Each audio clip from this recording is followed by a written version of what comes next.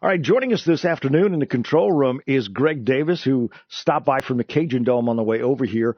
And I thought we should get him in on this because, John, we've heard so many stories Yep. or so many questions about what's going on in downtown Lafayette. Now, the reason I originally thought about this, Greg, was because I was told by Philip Gould they were planning to, cement the whole thing, that area there. And I'm definitely opposed to that.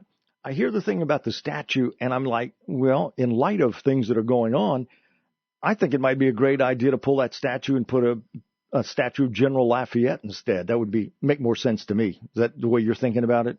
Community discussion at the monument before Christmas, and I attended that, and that's when I began to learn about their plans to do that improvement. Yeah, so, they see it as an improvement. As a lifelong citizen of Lafayette, I'm kind of like, it's a nice grassy place. There's not enough green space in downtown Lafayette, so why don't we just do what we got to do and leave it alone?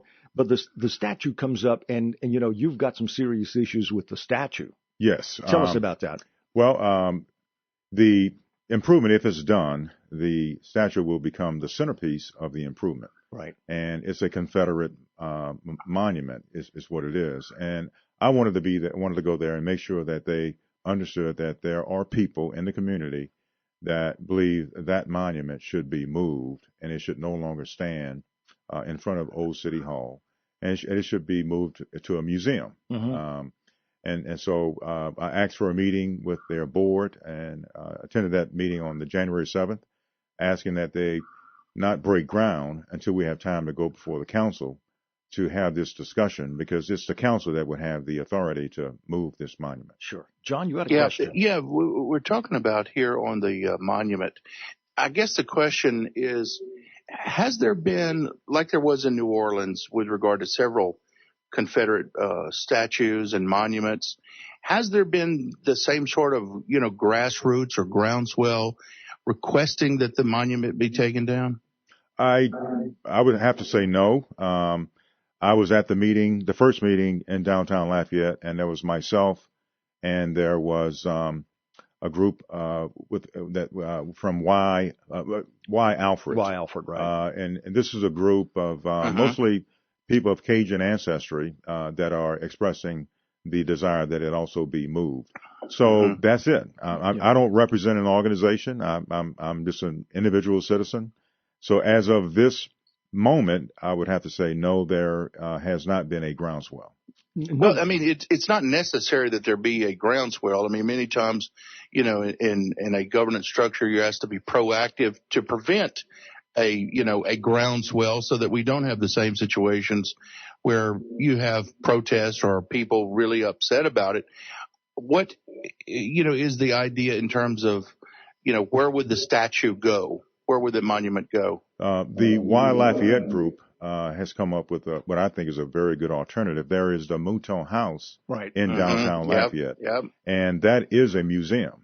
And they are of the opinion that it should be moved to the Mouton House as part of that museum, and they think that would be an appropriate place to have that housed.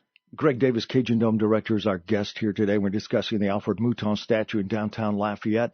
And, when I first heard anything about the statue, I was like, I wonder how many people really know who Alfred Mouton was, and does it really matter? But to you, it matters for a number of reasons. Yes. And it's the fact that he was a Confederate general. Yes. And there's some people that just don't get the fact that maybe something happened 150 years ago, but that doesn't mean it's not relevant today. And I think some people lose that. Right.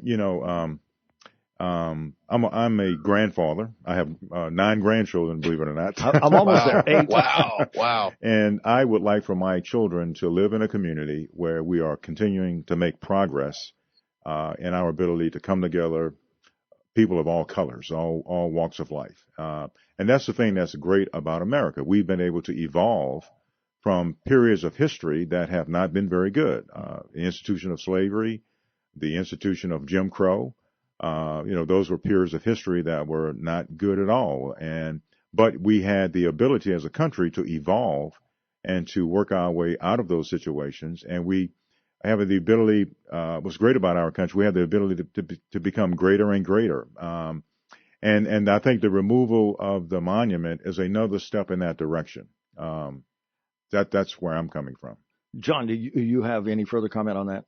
No, I think this is an excellent idea in terms of one, still showing the respect and the memory and everything else associated with the person. And there's a way to recognize the historical significance of people, even people who served on the Confederate side.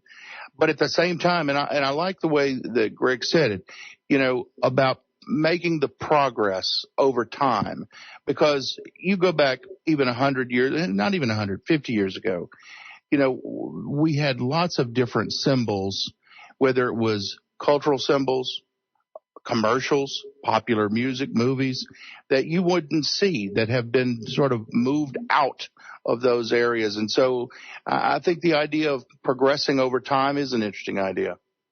I think it's a great idea. And as I suggested, why not General Lafayette? I mean, the man at 19 raised a bunch of money, came over here from France and fought our war for us, you know? Yeah. And I don't think anybody in the African American community would have a problem with that. No.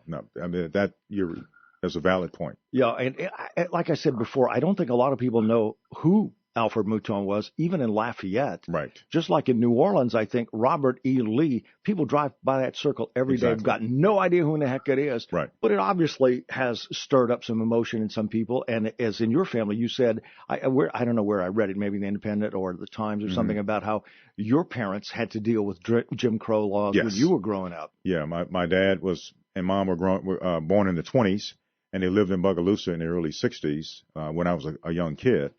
And I remember that vividly, and how scary that was, and how destructive Jim Crow was to the psychology of a young black child growing up and being culturally conditioned to hate yourself.